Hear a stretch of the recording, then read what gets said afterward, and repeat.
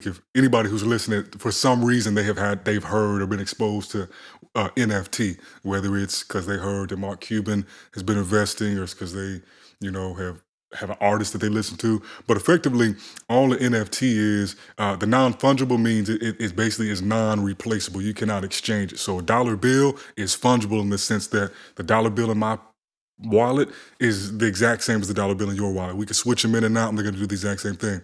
So with non-fungibility, it just means that it makes something effectively a one of one. It's unique. So where that becomes powerful is in things that people want to certify as being unique. And so we've seen the NFTs have gotten a lot of steam in the art world, even though they have other use cases. And the reason it's so powerful in art is because somebody is looking at a famous piece of work by Da Vinci or, Monet or somebody who's prominent, right? They spend a few thousand, tens of thousands, hundreds of thousands, maybe millions on it. How do they actually know that that is the authentic, real version? Because people counterfeit things all the time. They counterfeit money, they counterfeit Prada bags, they counterfeit a lot of things. So art is also in that realm because it's a lucrative industry to be in if you are a skilled counterfeit. So these NFTs allow somebody to create something, right? So let's just call it a digital piece of art, a song, whatever, and then mint it onto the blockchain. And then that minting gives it a unique identifier so that in the future, it will always be understood and verifiably authentic. Now, there's other nuances with it as well, since it's built on top of smart contracts, so you can program other things into it. And so one thing that people have gotten into is programming royalties into it. So somebody makes an NFT like this guy Beeple, who's at this point, he's the top digital artist.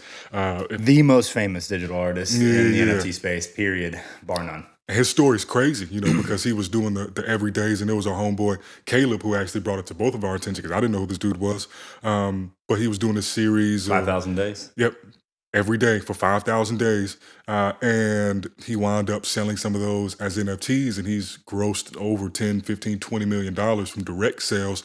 But anytime he sells one of those pieces of artwork, anybody who ever sells it in the future, he's automatically going to get a kickback in royalties, and different platforms allow you to scale that and do different things with it. The NBA has partnered with Top Shots from Dapper Labs and on their Flow blockchain. And so from my understanding, Warner Music Group is also signed on. So we're going to be seeing some wild stuff come out in terms of people using the NFTs. But it's some technical things on the back end, but for the end user or the consumer of it, it's very simple. If you want to buy it, you go to one of these platforms that sells it, same way you go to Amazon to buy a blender.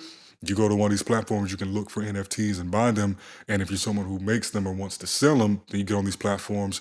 You basically just go in there, you upload the file the same way you would upload a song to DistroKid or upload an image to Instagram.